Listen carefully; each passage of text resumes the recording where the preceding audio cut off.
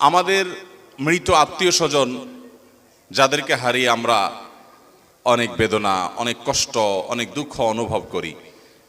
জীবদ্দশায় তাদের হয়তো আমরা সেভাবে অনেক সেবাও করতে পারিনি, কিন্তু মৃত্যুর পর আমরা আফসোস করি, আক্ষেপ করি যে তারা তো চলে গেলেন। প্রত্যেকটা মুসলমান চায় যে আমার মা, আমার বাবা, আমার ভাই, আমার বোন, আমার বন্ধু বান্ধব, স্বামী কিংবা স্ত্রী যাকে হারিয়েছি তাকে যদি একটু উপকার করতে পারতাম। প্রত্যেকটা জীবিত মানুষ চায় যে তার মৃত আত্মীয় স্বজনের উপকার যদি করার কোনো পদ্ধতি থাকতো তাহলে সেই উপকার করতে কেউ কার্পণ্য করতাম না। সবাই আমরা এটা চেষ্টা করি, ঠিক কিনা বলেন? এখন প্রশ্ন হলো, কোরআন এবং সুন্নাহর আলোকে আমরা একজন মৃত মানুষকে কিভাবে উপকার পৌঁছতে পারি, কিভাবে তাদের কল্যাণে আসতে পারে সেরকম কাজ করতে পারি, সেটা আমাদের জানা দরকার আছে না নাই? আলামুল গায়েব বা অদৃশ্যের জগৎ, সেখানে কোনটা কাজে আসবে কোনটা আসবে না, কিভাবে করলে কাজে আসবে কিভাবে করলে আসবে না, এটা জানার একমাত্র সূত্র হলো ওহী। প্রিয় নবী সাল্লাল্লাহু আলাইহি সাল্লাম ওহীর মাধ্যমে আল্লাহর কাছ থেকে আলামুল গায়েবে আমাদের কি কাজে আসবে কি আসবে না সে বিষয়ে তিনি জেনেছেন। এছাড়া আলামুল গায়েবে কি কাজে আসবে আর কি কাজে আসবে না এটা জানার আর কোনো উপায় আছে? আর কোনো উপায় নাই। অতএব আমাদের মৃত আত্মীয় স্বজনকে যদি আমরা উপকার পৌঁছাতে চাই তাহলে সেই উপকার পৌঁছানোর পদ্ধতি গ্রহণ করার একমাত্র জায়গা হলো কোরআন এবং সুন্নাহ। কোরআন এবং সুন্নাহ। আমার বাবা দুনিয়া থেকে চলে গেছেন প্রায় কয়েক মাস হয়ে গেল, এবং আমরা অনেকে আমাদের প্রিয় বাবাকে, অনেকে মাকে, অনেকে আত্মীয় স্বজন নিকট আত্মীয়দেরকে হারিয়েছি। আমরা প্রত্যেকটা মানুষ চাই যে জীবদ্দশায় বাবার জন্য তেমন কিছু করতে পারি নাই, আফসোস হয় মৃত্যুর পর। জীবদ্দশায় বেশিরভাগ মানুষ আমরা বাবা মার কদর করতে পারি না, কিন্তু কদর ঠিকই হয়। সেটা কখন হয়? মৃত্যু বরণ করার পর। কত বড় বটগাছ মাথা থেকে সরে যায় সেটা বাবাকে হারানোর পর বোঝা যায়। কত বড় ছায়া মাথার উপর থেকে সরে যায়, কত বড় আপন মানুষকে আমরা হারিয়েছি সেটা আমরা অনুভব করতে পারি, টের পাই কখন? যখন আমাদের মমতাময়ী মা দুনিয়া থেকে চলে যায়। ভাইরা আমার, যাদের মা বাবা জীবদ্দশায় আছে, করজোড়ে মিনতি করি এই বটবৃক্ষের কদর করবেন। হারিয়ে গেলে আফসোস করবেন, কিন্তু আর ফিরে পাবেন না। অতএব আমাদের জীবিত বাবা মা, জীবিত প্রতিটা আপনজনকে আমরা কদর করার চেষ্টা করব। আল্লাহ আমাদেরকে তৌফিক দান করুন। এখন প্রশ্ন হলো, তাদের ওয়াফাতের পর, তাদের মৃত্যুর পর, তারা দুনিয়া থেকে চলে যাওয়ার পর আমরা প্রত্যেকটা মানুষ, বিশেষ করে সন্তান হিসাবে মা বাবার জন্য, স্বামী হিসাবে স্ত্রীর জন্য, স্ত্রী হিসাবে স্বামীর জন্য, ভাই বোন আত্মীয় স্বজন পরস্পরের জন্য কিছু একটা করার জন্য আমাদের মধ্যে ব্যাকুলতা, আমাদের মধ্যে অস্থিরতা, আমাদের মধ্যে পেরেশানি, এটা অনুভব করা যায়। বাংলাদেশে ওলামা একরামের চাইতে, মাদ্রাসার শিক্ষকদের চাইতে, মসজিদের ইমাম খতিবদের চাইতে সাধারণ মানুষের এই আকুলতা, এই ব্যাকুলতা, এই অস্থিরতা, এই পেরেশানি, মুর্দার জন্য কিছু করার যে চেষ্টা, এটা আলেমদের চাইতে আর ভালো কে জানে? ওলামা একরাম প্রত্যেক আলেম জানেন যে মানুষ যত বড় পাষাণ হোক, সে চায় আমার বাবার মৃত্যুর পর আমার বাবার আমল নামায় একটু সওয়াব যুক্ত হোক, আল্লাহ আমার বাবাকে একটু মাগফিরাত নসিব করুক, নাজাত নসিব করুক, ওনাকে জান্নাতের ফয়সালা দান করুক। এর সমস্ত সন্তান চায় কি চায় না? যদি বেঁচে থাকতেন তো আদর করে একটু খাওয়াতে পারতাম, একটু পান করাতে পারতাম। তিনি আল্লাহর জিম্মায় চলে গেছেন, আমার আর কিছু করার সেখানে নাই।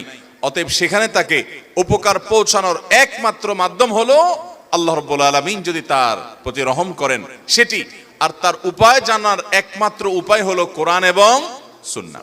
আল্লাহ রাব্বুল আলামিন কোরআনে কারিমে বলেছেন, সূরা নাজমের 36 থেকে 39 নম্বর আয়াত পর্যন্ত, এখানে বলেছেন, আমলাম ইউনাব্বা বিমা ফি সুহফি মূসা, মূসা আলাইহিস সালামের সহিফাতে, তার প্রতি নাজিলকৃত আসমানি গ্রন্থে কি লেখা হয়েছে, কি বলা হয়েছে, এগুলো কি তাদেরকে বলা হয়নি? ওয়া ইব্রাহিম আল্লাযী ওয়াফা, যে ইব্রাহিম আল্লাহর সঙ্গে কৃত ওয়াদা পূর্ণ করেছেন আলাইহিস সালাতু ওয়াস সালাম, তার সহিফাতে আল্লাহ তাআলা কি নাজিল করেছেন সেটা কি তারা জানে না? কি ছিল সেই সহিফাগুলোতে? দুইটা কথা, আল্লাহ তাজিরু ওয়াজিরাতুন বিজরা উখরা, পৃথিবীর কোন মানুষের পাপের বোঝা, একজনের পাপের বোঝা অন্যজন বহন করবে প্রত্যেকটা মানুষের পাপ তাকেই পাবে। একজনের পাপের বোঝা আরেকজনকে বহন করা লাগবে।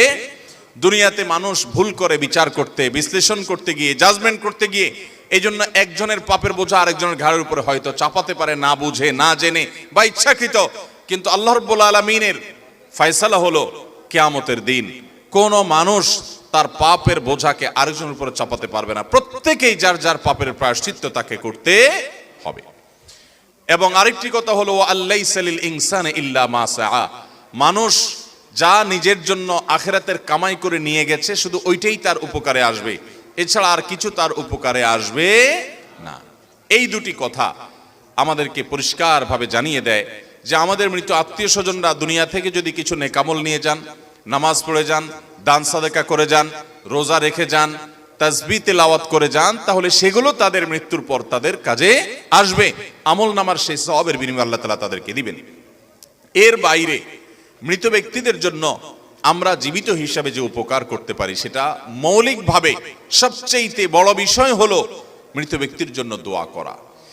দোয়া করা এটা এত বড় উপকারী একটা কাজ যে নবী করিম সাল্লাল্লাহু আলাইহি সাল্লাম বলেছেন, মানুষের মৃত্যুর পর বারজাখী জীবনে, বারজাখী জীবন মানে হলো মৃত্যুর পর কবরস্থ হলে কবরে বা মানুষের ধ্বংসাবশেষ যেখানে যে অবস্থায় থাকে সেটার সেই জীবনটাকে বলা হয় হলো বারজাখী জীবন। বারজাখী জীবনে আল্লাহ রাব্বুল আলামিন মানুষকে জান্নাতি হলো জান্নাতের নেয়ামত আর জাহান্নামী হলো জাহান্নামের শাস্তি তাকে ভোগ করান, এবং সেটা অলৌকিকভাবে হয়, অদৃশ্যের বিষয়, আমরা সেটা অনুভব করতে পারি না। একজন মানুষ আগুনে পড়ে ছাই হয়ে গেছে, তার ধ্বংসাবশেষ ছাইয়ের সাথে মিশে গেছে, ওই অবস্থায় আল্লাহ রাব্বুল আলামিন তাকে জান্নাতি হলে জান্নাতের নেয়ামত ভোগ করাবেন, আমরা যেটা টের পাবো না, মাটির সাথে মিশে গেছে, ওই অবস্থায় আল্লাহ তাআলা জান্নাতি হলে জান্নাতের নেয়ামত ভোগ করাবেন, জাহান্নামী হলে জাহান্নামের নেয়ামত তাকে ভোগ করতে বাধ্য করবেন, কারণ সে বারজাখী জীবনে আছে। আল্লাহ বলেছেন ওয়ামিন ওয়ারাইহিম বারযাখুন ইলা ইয়াউমি ইউবআসুন, মানুষের মৃত্যুর পর কিয়ামতের আগ পর্যন্ত যে জীবন থাকে এই জীবন বা এই পিরিয়ডটাকে বলা হয় বারজাখী জীবন।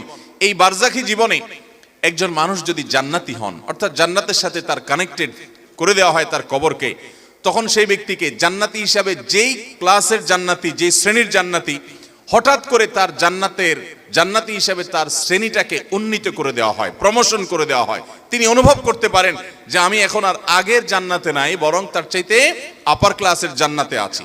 তখন সেই ব্যক্তি জিজ্ঞাসা করেন, হাদিসটি ইবনে মাজাহ বর্ণিত হয়েছে, সে ব্যক্তি জিজ্ঞাসা করেন ফেরেশতাদেরকে, কোত্থেকে এটা হলো, কোত্থেকে এটা হলো? আন্না হাদা, এই যে আমি আগে যে নেয়ামত ভোগ করছিলাম এখন আমাকে আপার ক্লাসের জান্নাতি করা হলো, আমার নেয়ামতের ধরন উন্নীত হয়েছে, আমি বুঝতে পারছি, কিন্তু আমি তো মৃত্যুবরণ করেছি, আমার তো আর আমল করে জান্নাতের নেয়ামত বাড়ানোর বা আমার ক্লাসকে উন্নীত করার ক্ষমতা তো আর নাই, মৃত্যুর সঙ্গে সঙ্গে সব তো বন্ধ হয়ে গেছে। ইযা মাতাল ইনসান ইনকাতা আনহু আমালু, হাদিসে আসছে মানুষ যখন মৃত্যুবরণ করে তার আমলের দুয়ার বন্ধ হয়ে যায়। তাহলে আমার তো আমলের দুয়ার বন্ধ হয়ে গেছে, আমি তো অলরেডি মৃত, তাহলে কিভাবে আমার কবরে, আমার বারজাখী জীবনে আমার জান্নাতটার ক্লাস উন্নীত করে প্রমোশন করে দেওয়া হলো, কোত্থেকে এটা হলো? সেই কবরবাসী অবাক হয়ে ফেরেশতাদেরকে জিজ্ঞাসা করেন, তখন ফায়ুকাল, তাকে বলা হয় তোমার আমল করার আর সুযোগ ছিল না এবং তোমার ক্লাস উন্নীত করারও সুযোগ ছিল না, কিন্তু একটা দরজা খোলা ছিল। কয়টা দরজা খোলা ছিল ভাই? একটা দরজা খোলা ছিল। সেটা কি?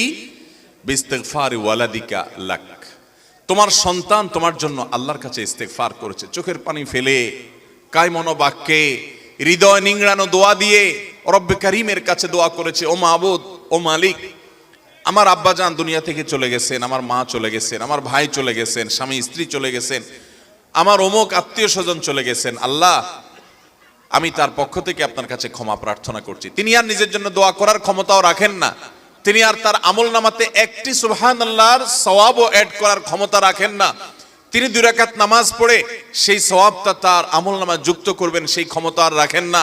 ও মালিক, তার সমস্ত আমলের দুয়ার বন্ধ হয়ে গেছে, আমি তার পক্ষ থেকে আপনার কাছে দোয়া করি, আপনি তাকে মাফ করে দেন, আপনি তার প্রতি রহম করেন, আপনি তাকে ভুল ত্রুটি মাফ করে জান্নাতি হিসাবে মর্যাদা দান করেন। যখন কোনো মানুষ তার প্রিয়জনের জন্য দোয়া করে, বিশেষ করে বাবা মার জন্য এভাবে দোয়া করে, নবী করিম সাল্লাল্লাহু আলাইহি ওয়াসাল্লামের ইবনে মাজাহ বর্ণিত হাদিস বলছে যে ফেরেশতারা তখন ওই ব্যক্তিকে বলেন যে বারজাখী জীবনে তোমার যে জান্নাতের ক্লাসকে উন্নীত করা হলো, তোমার জীবিত সন্তানরা দুনিয়া থেকে তোমার জন্য যে দোয়া করছে, সেই দোয়ার কারণে তোমার এই মর্যাদা বৃদ্ধি করে দেওয়া হলো। ভাইরা আমার,